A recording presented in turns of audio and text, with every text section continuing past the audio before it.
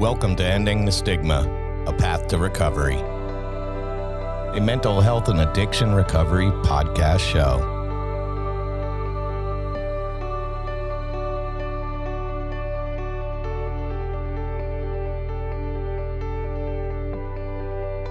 Okay, everybody, welcome back to Ending the Stigma, a Path to Recovery. Today, I'm here with Scott H. Silverman, as we always are. How are you today, Scott? I am well, Fred, thanks. And you're looking good. And time for another shave on your head, it looked like, based on what we were talking about earlier. Yeah, thanks. It's hard enough living with... You're stigmatizing my hair, Scott. That's what you're doing. You're stigmatizing my ability to grow hair. I am mindful of my stigmatization of you. Well, good. So today we have Jenna. How do you say it now? Labbadia?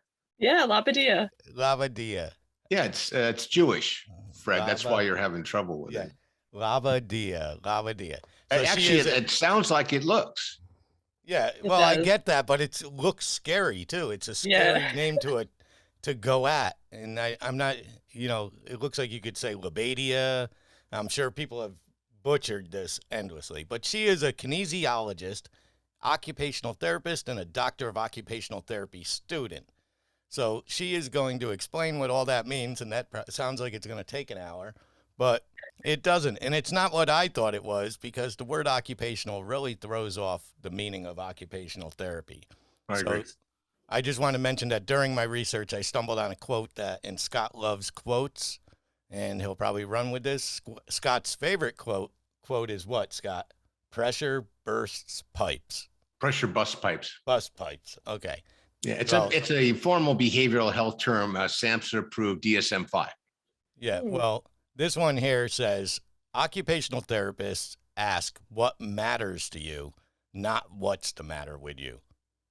Yes. Now I have a new quote. So welcome to the show, Jenna.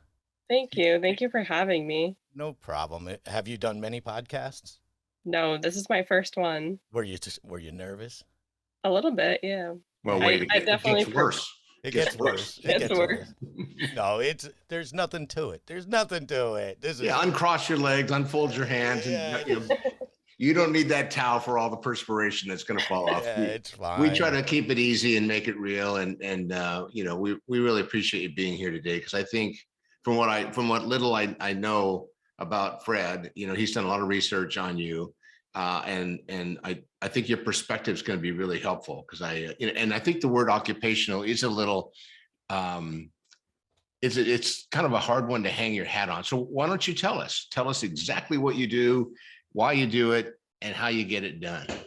Exactly. So an OT, or an occupational therapist, we're someone who provides either an individual or a group with the tools that they need to support their valued occupations. And there's that word that, people don't understand, like, oh, occupation, they think of a job. And in a way it is your job, but your job as a person in society, you have to be able to take care of yourself. That includes bathing, washing, dressing. That does include going to work and having a job for some people, most people.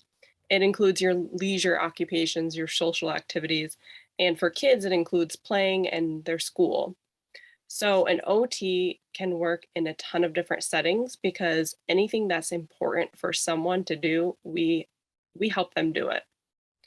So we can work in hospitals and rehabs, which a lot of people, mistake us for physical therapists in those types of settings. Like every day I hear my patients on the phone with their loved ones, oh, I got to go, the physical therapist is here.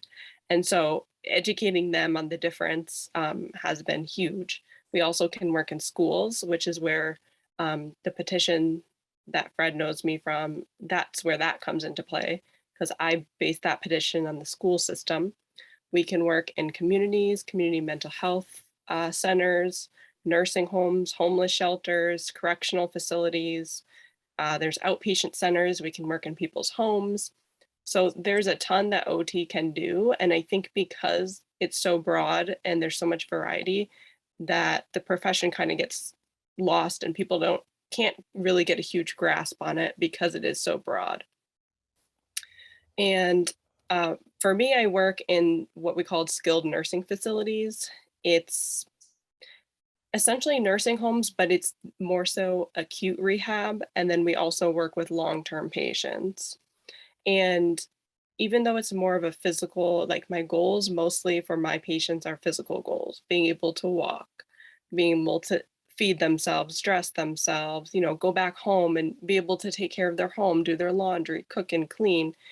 There's also that whole emotional and mental aspect that goes into that too, because when someone's had a stroke or their independence is completely changed, there's a huge mental health component that goes along with that. And you can't just look at the physical because as people, we're not just physical beings, we have our emotional and spiritual sides to us too.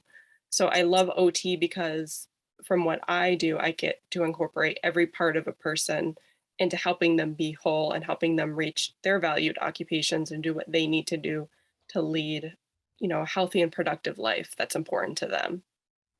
So It's that's all, kind of it is interesting, all those, I mean, there's so many angles that this takes that you really could be there's so many, the word occupational again, it really throws everything off. So you're like a therapist of 8 different hats. There's all kinds of things that you could label it as, I guess. Yeah, and I like to joke with people, I'm like, "Yeah, that's why I've been in school for 9 years," because, there's so many things, and it is what I love about OT, there's so many ways, and like you said, angles you can take with it, you never get bored. If you're tired of one setting, you can go to a different setting. If you're tired of one population, you can work with kids. If you're tired of adults, things there's always so much to do with OT, and, that's one of the big reasons why I chose to So go that route. where do you go to school? I'm getting my doctorate now from American International College in Springfield. My program right now is all online, so thankfully I don't have to travel. But I yeah, that's where I'm going now, and I've been doing that program for 2 years now, and I'll finish in May. Wow, that's a big dedication to it. So I met you through your brother. We mentioned that, Dan, who obviously is also very body and health aware. And I had mentioned to you off the show who taught you guys this, but you explained that it's kind of just the way both you and him fell. Just for a backstory, Scott, her brother is in, let's call it, in very good shape, but he is very body positive with the way he teaches you how to maintain your body, muscle strength and stuff. Is he in an occupational therapy type program too or what is he, what's his No, goals?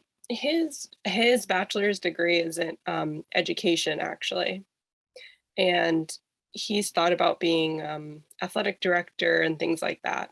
But Yeah. he's getting his master's in business, so Well, I he's kind like of him. I deciding. like the guy. I think he's a very good guy. I think you're a very good woman, and I think somebody raised you right regardless. Because and there's another child, correct? I believe because I see 3 from time to time. But Yeah, we have a sister too. yeah, so somebody did the right job because both of you are very positive, and I think that's where you could add to this show where we could start ending some of these stigmas that are being placed on people so we could get their mental health back on track. So let's go into your decision to create mental health awareness in the schools. What was behind that? What do you see and what do you need to change? Yeah, so it was actually started as an assignment for one of my doctoral classes was learning who your um it was learning who our political affiliates were basically, and learning how to reach out to those people and know how to bring up bills and things like that to them when we see a need. And it started as that, and I was researching different bills that I wanted to get passed. And there was this one bill that was on increasing mental health awareness in the public school education in Connecticut. And there's many different complexities, I guess, that go along with that because not it's a great thing to have that, but we also have to be supporting the teachers who have to now learn a new curriculum and how are they going to implement it and all that stuff. But basically, how it started was of my own passion for mental health, even though I don't work in a mental health setting necessarily. I work in, rehab settings. Mental health has always been a huge part of my life because of my own struggles personally, and also because of seeing, those close to me struggling with their mental health.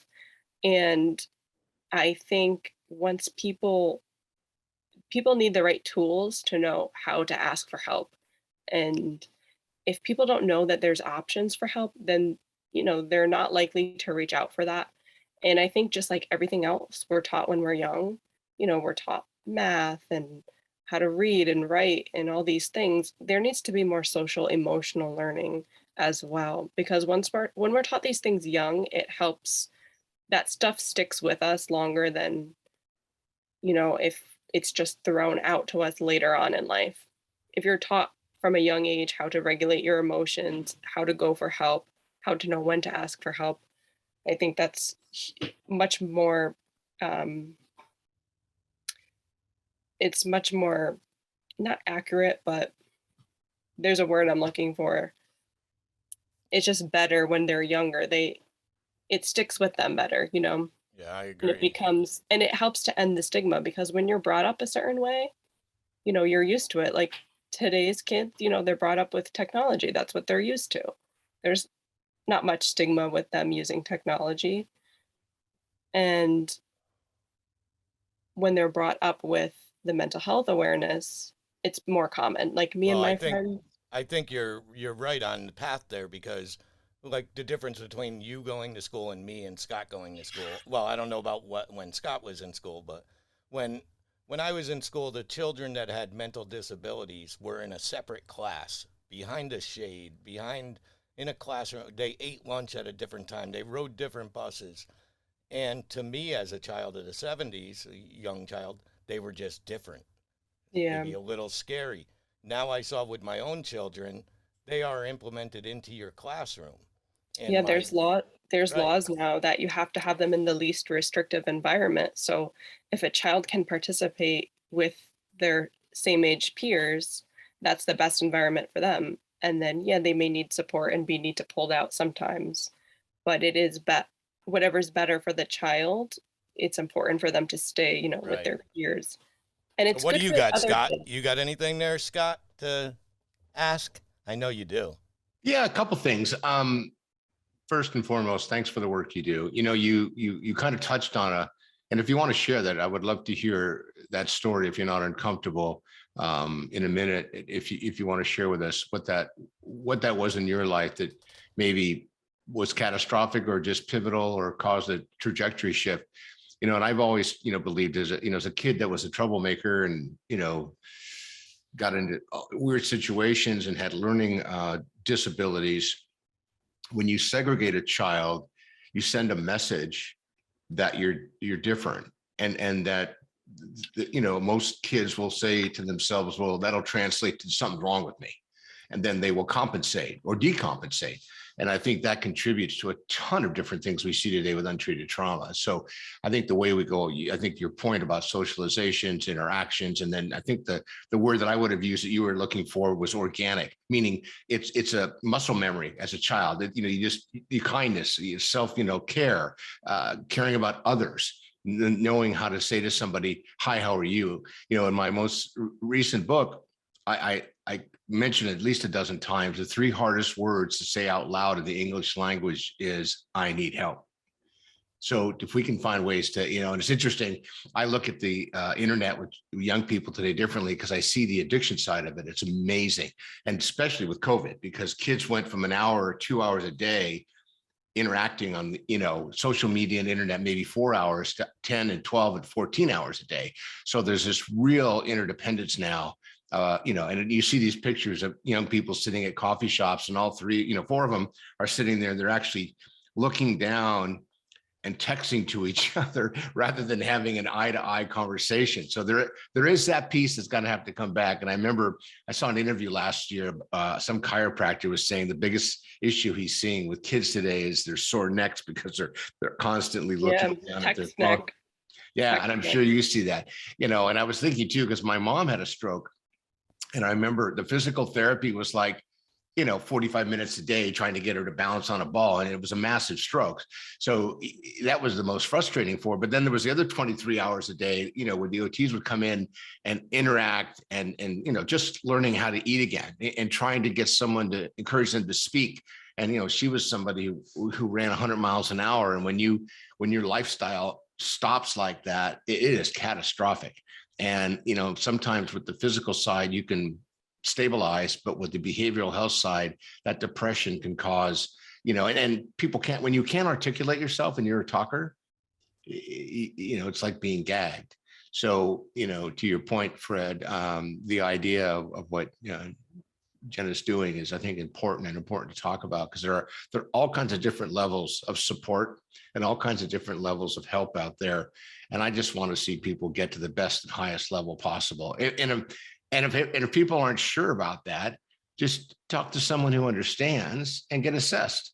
There's nothing wrong with figuring out. Look, I know people that have worn shoes because they look good, and then they were a size too small and they've got all these issues, or slouching over or doing things because they thought they were supposed to, and they feel the effects of it, but they're not, or unwilling, or can't change because it's shame-based, or they're afraid to, or there's an admission that something might not have gone right. I'm a firm believer you can't change yesterday. So, talking about what we need to do today and talking about how we can plan for the future is a lot more important than looking back 20 years and going, well, if I hadn't got on that, train, the accident that happened, but it did, we've got to find a way to work with it. So Fred, does that help you feel like I'm participating today? Yeah. Now I feel like she got a good taste of what it's like to work with Scott every day. I let him talk, and then he goes. And Scott is a mover. Scott knows how to talk. He's very vocal with. He's passionate. Obviously, you could see his passion, and that's what I love about the guy. So, and I'm getting used to that word. I never used to use the word love, right, Scott? Oh my God! By the way, there is somebody, I'm in long-term recovery, Jenna, and my home group who uses that phrase, and Fred will use it at the end of the show. So this morning she says it to everybody because she had to leave early. She's kind of a wackadoodle, but nice lady. And someone chats me in the Zoom room saying, "Oh my God, she's using your phrase like it's my phrase," and we gave it to Fred. Well, yeah, he's given it to me, and I'll say it at the end. Well, I didn't give it to you. I shared it with you, and you embraced it in a way that was just shocking to me. After resisting for 9 months, thinking, I can't say something like that. I'm Fredd Carroll, and I'm an on-air personality, and I have a reputation I have to maintain. Yeah. So moving forward so Jenna could actually talk because she is a star today. And so are you comfortable explaining what you dealt with possibly as a child, any traumas or anything that you want to discuss, and do it at your own level or whatever pace you want, or not at all? That's all up to you. Yeah, I can start kind of with my first experience that I can remember. When I was 12, actually, I was diagnosed with mono, and 12 is actually a really young age to get mono. So it completely wiped me out for 9 months. I had to quit all my sports. I would go to school late every day and leave early every day. So, and because it's contagious as well, there was that social isolation aspect of it too. And not being able to participate in a full day of school, having chronic fatigue and things like that, it really put me in, to a dark place. And since then, it is something that I've struggled with, having to pull myself out of a dark place when things happen to me. I'm a very sensitive, empathetic person, and it's a great quality to have, but it also makes me more susceptible to those sad feelings and, getting down at times as well. And even though I'm positive, I still have those really hard moments. And, having a good support system has been huge, and having friends who, a bunch of my friends are OTs, of course, because we've been through OT school together. And, there is no stigma with each other when it comes to our mental health. I don't have to worry about sharing my feelings and feeling like I'm going to be judged. I know that they'll support me and things like that. And as a young child and teenager and college student going through all that and navigating your life in a world that's constantly changing. You know, you go from middle school to high school to college, your friend groups are changing. It's hard and it's complicated to navigate those feelings when you're not sure who you can trust. And I've never been one who does good with change. So going through those different settings that always put like would set me back, even though it was preparing me for better and greater, I always would have a setback before that could happen. And then I want to say 3 years ago now, um, actually 4 years ago, I started, going to actual therapy and speaking with someone. And I did that for several years. And it really got me to the place where I could finally have the tools to, help myself and not stay in such a that dark, deep place. And it also helped my relationships because of my issues with mental health. I had become more of like a controlling personality where I was super clean with everything just because that was my way of controlling my environment. And just being able to recognize that I'm super clean and things irritate me when people mess things up is um, a coping mechanism. Being able to identify those things helps you to overcome them. And if you don't have the awareness and you don't have someone to help you with these things, it's hard to move past it. And, there's still things I struggle with. And I have Yeah. to talk to myself about these things. Well, you definitely impressed somebody, because I saw that rock that somebody put on your finger recently and asked you to marry them. So he's very impressed, and he's a very lucky man, and he did a great job, I would say, because the pictures are amazing, and I'm sure you're very happy with it. So you have changed and you impressed somebody. So Yeah. And I tell my therapist, I'm like, you're the reason I met my fiance because I never would have been in, the right place to have met someone like him. And right. ironically I say it, but it's really not, he also was in therapy at the same time that we were, but we didn't know each other yet. And it helped us to be able to come together and really help each other with our own, you know, issues and grow stronger together. So, Right. What do you got there, Scott? I like the way you used the term actual therapist versus a fake therapist. That was a great term. I'm not sure what you mean by it, but I understood what it meant. And I think that's, being able to sit with somebody who is, can be an adjunct to your life is so important. And to you said it, you probably would have met somebody, as a hopeless helper of people and a passionate, stakeholder, you would have met somebody, but it might have been a completely different outcome. But by being self-aware and talking about that, and then being able to have someone you can communicate at that level with, at that level of intimacy in a relationship, it's a game changer for people. It's really important. And, I see people, I don't like the word broken, but I see people that are disenfranchised, and sometimes they get broken or something's broken. And it's very scary. I'm working with a 17-year-old right now who just, they told me, they called me, and my daughter's friend, I think is suicidal, doesn't want to see a therapist. Would you be willing to talk with her? And it's amazing. It's been like 2 weeks just trying to, only wants to text. Okay. And, I'm a crisis coach. I'm not a therapist. I don't have the credentials that you do. So what I do is I, do hopefully some sort of a, motivational interviewing and some reflective thinking. And then we try to steer them to a level of support just to get it, because, no one can do life alone. I've never met anybody who said, well, I'm sorry, Trump says it. I can take care of everything. And I don't think that's a political statement for him. I just think it's a way of life. So it is so refreshing to hear someone talk about it, because, especially when I have 2 daughters, and I want them to be as happy as they want to be. And I'm not pushing them, neither one of them have a significant other right now. And we're happy for them if they're happy.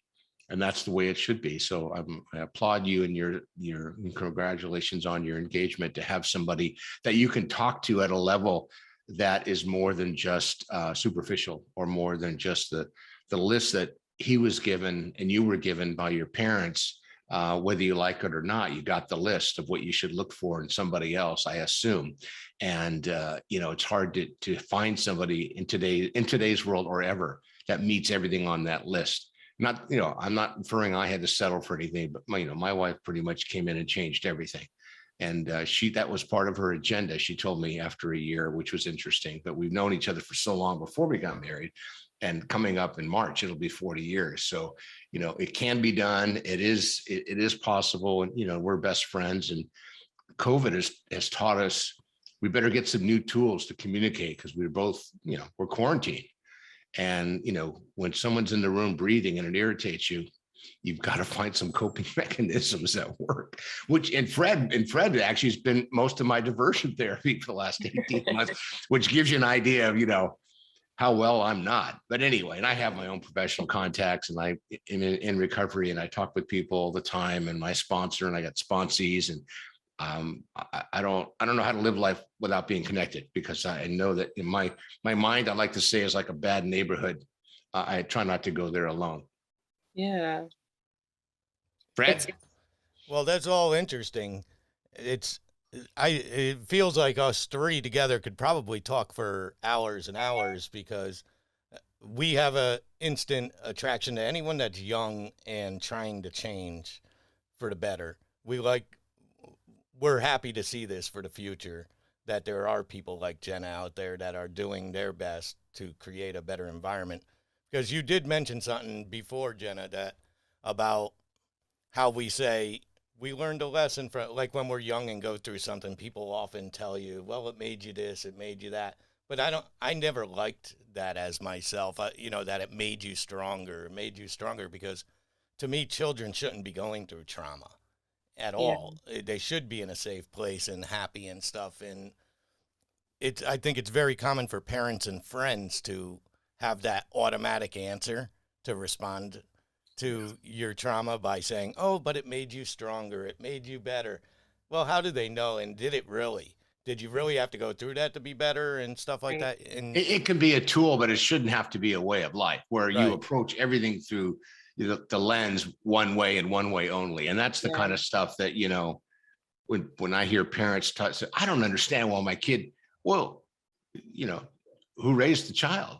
Well, I did. I said, well, let's take a look at the whole, menu. And if you were the guiding force, you and your significant other or the child's parent, you are the influencers. So, let's don't blame the world and everything else, because right now, I like to say, you can't bring a squirt gun to a forest fire and expect to put it out. Yeah. And I hear a lot of times, parents talking about, well, I had it worse, or I had it like this. It's like, even if that's true, why would you want that for your child? Like, don't you want better for your child? Yeah, and that's another common thing is for us, and I'm guilty of it. I do it all the time. For my own childhood traumas that I suffered, I often will say, but it made me stronger. Because other people have told me that. Yeah. And it does become a teachable thing. You become instead of listening, too many times we feel we need to speak and give information and give advice. We're not listening to the person. We're waiting to respond instead of listening. And it's a challenge for me, and Scott, I'm sure, goes through it too, because I know Scott throws little fits every now and then at weddings. Yeah, but it's only a problem for me during waking hours. So I've got a confined time of the day, Fred, 16 and a half to 17 hours a day. Otherwise, I'm okay. So before we end this, Jenna, is there anything you want to talk about specific that you feel is important, or anything on your mind, or anything like that? Like when the wedding is, where it's going to be. Yeah. Are we invited? Are we invited? Will it be virtual, or, will it be a virtual wedding? Yeah. We are in the beginning of the planning process of it, so nothing is planned yet. We have a few ideas and things, but no, nothing is planned yet. This is when Scott chimes in and lets you know that he is willing to pay for the whole thing. And he's happy to do it. So give her your account number, Scott, and let her go to town. Let the I'll girl just have send her it over wedding. in the chat. By the way, and this is a serious suggestion, that if it would be helpful, Jenna, we'd be happy to bring your fiance on and make sure that the focus he has is aligned with what we believe he should align it with. I think he's doing just fine. I've done enough of a deep dive on this to make sure I knew who I was speaking with Jenna, and I think she made a quality choice, and I think he's made a better choice. So I think they're going to be happy. I think their kids are going to be beautiful if they choose to have children, and this is not going to be a problem for them. But is there anything else, Jenna, that you think that you want to speak of, to make a point on, or anything? Not necessarily make a point. I'm just, grateful for the opportunity to talk about my profession, when it is, me and my OT friends are always, banging our head against the wall, making jokes about how it is so hard for people to grasp the concept of an occupational therapist. And so I'm really glad that I got, to talk to you guys about it and share on the podcast. And, this is just the beginning for us. We're just starting out. So hoping to do great things with therapy and, for our patients. And we're gonna assume that you're gonna send this to all of your colleagues. So, look right in the camera and say something to them that they need to hear.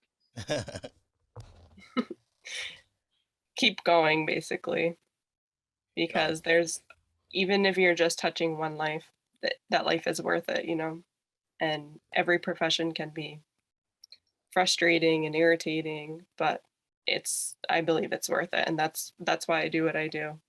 Well, thank you, Jenna. So you don't want to say anything like stop whining and take your drama back to your mama, or you don't want to say, women up and man up and get her done and we'll get through this, something like that, huh? Okay. No, because I have you to say that.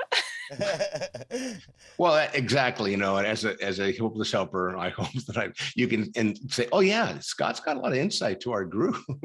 So Scott, before we end it and stuff, do you want to give your phone number out? Yes, and I still remember it, I think, Fred. If anybody wants to talk, anybody wants to call me, anybody wants to text, 619-993-2738, 619-993-2738. And if you call within the next week, I have a special gift for you. Yeah, what is it? What if it's me that's called? Can I call and get the special gift? Well, I know your numbers are blocked, Fred, but Well, that's good. That's good. Yeah, okay, you call me. I'll give you something special, brother. So we want to thank Jenna How do you say it? Labbadia. Labbadia. Okay, Jenna Labbadia. We want to thank you for being here. I'm glad I met you. I'm glad I met your brother. I think you're doing a great job. And before we end it, I got to say, if no one has told you they love you today, we love you. And that is the end of Ending the Stigma, A Path to Recovery. We'll see you again next week. Thank you.